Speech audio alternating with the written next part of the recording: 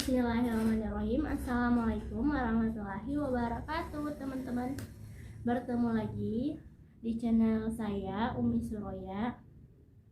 Nah, jadi di video kali ini tuh aku ingin memberikan tips-tips buat wanita-wanita muslimah, bagaimana caranya berwudu ketika berada di luar ya, teman-teman.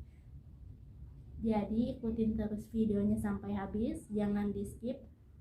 Dan bagi teman-teman yang baru bergabung, silahkan subscribe di bawah channel Umu Suroya. Jangan lupa juga like, komen, dan nyalakan notifikasi loncengnya supaya tidak ketinggalan video-video terbaru dari Umi Suroya. Nah, kenapa aku tuh pengen ngebagikan tips-tips cara berwudu ketika berada di tempat umum ya, teman-teman. Karena kemarin tuh ada temen yang nanya, Kak, gimana sih caranya seorang muslimah berwudu ketika berada di luar, sedangkan kita tuh auratnya tuh sebagian dari yang menyentuh wudu tuh adalah aurat wanita. Kak, gimana, kasih solusinya? Nah, jadi di video kali ini aku ingin berbagi pengalaman aku sendiri saat aku berpergian atau dalam perjalanan, kemudian tiba waktunya sholat. Pasti masih banyak ya wanita-wanita muslimah yang masih merasa kesusahan saat mau berwudu, sedangkan wanita muslimah kan pasti ada saatnya ya, teman-teman, kita tuh keluar rumah. Mana mungkin tuh kita berada di luar rumah aja, pasti ada kalanya kita tuh berpergian atau keluar rumah dan sebagainya ya, teman-teman. Jadi teman-teman harus perlu tahu bagaimana tips-tips atau caranya berwudu ketika di luar, sehingga aurat kita tidak kelihatan oleh yang bukan mahram kita ya, teman-teman. Nah, ini tuh aku bagikan sesuai pengalaman aku aja ya. Nah, kita langsung aja ya, teman-teman. Tips yang pertama yaitu sebelum berangkat kita wudhu terlebih dahulu, supaya nanti pada saat di luar tiba waktunya sholat, kita bisa langsung melaksanakan sholat ya, tanpa wudhu lagi. Kalau kita merasa kita masih belum batal, tapi ketika kita udah batal, kita diharuskan untuk berwudu kembali ya, teman-teman. Itu yang tips yang pertama. Nah, tips yang kedua saat kita berada di tempat umum, yaitu terlebih dahulu kita cari masjid-masjid yang menyediakan tempat wudhu yang terpisah antara laki-laki dan perempuan, sehingga memudahkan kita untuk berwudu ya, teman-teman. Karena di zaman sekarang tuh udah banyak kok masjid-masjid yang menyediakan tempat wudhu secara terpisah antara laki-laki dan perempuan ya. Kita tidak lagi kesusahan mencari masjid-masjid seperti itu ya, teman-teman.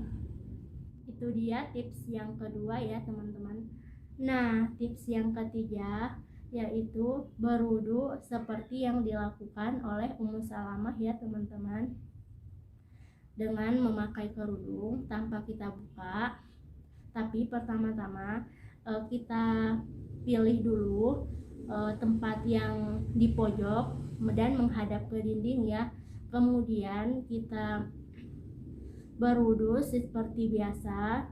Kita mulai dengan tangan, terus kumur-kumur, terus cuci muka dan cuci sikut.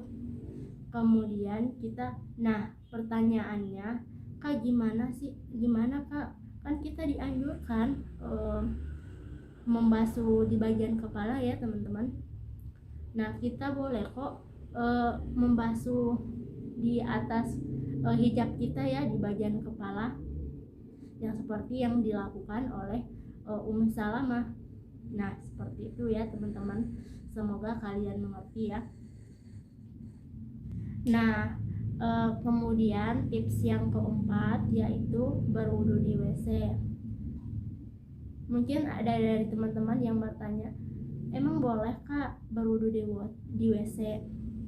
Nah, kalau menurut aku sih boleh-boleh aja ya, selama itu dalam keadaan darurat.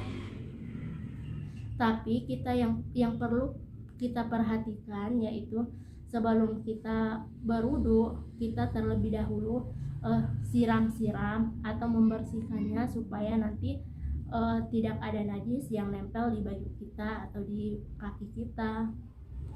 Kita perlu berjaga-jaga ya teman-teman, jangan sampai ada najis yang nempel atau sebagainya, kan nanti wudhu kita jadi nggak sah, dan itu sama aja dengan ketika kita sholat nantinya sholat kita jadi tidak sah.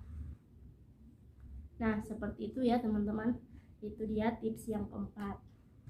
Nah kemudian tips yang kelima, kalau kalian udah ngelakuin yang keempat tips tersebut tapi emang sama sekali tidak bisa, kalian boleh kok pada saat nanti di rumah atau pulang ke rumah baru kalian menjamak sholatnya. Jadi pada saat di luar kita nggak usah sholat, pas nanti kita udah pulang ke rumah baru kita jamak. Nah itu dia teman-teman tips dari saya. Ada 5 macam tips ya teman-teman, mudah-mudahan bermanfaat dan bisa jadi motivasi buat teman-teman. Dan mohon maaf jika ada kata-kata yang salah dari saya, karena saya pun baru belajar dan masih banyak belajar. Mungkin cukup sekian video dari saya.